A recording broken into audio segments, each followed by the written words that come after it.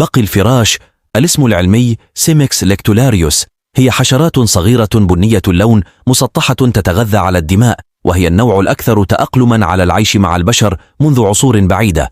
تفضل بعض الأنواع الأخرى أن تتغذى على الحيوانات البرية خصوصا الخفافيش والطيور.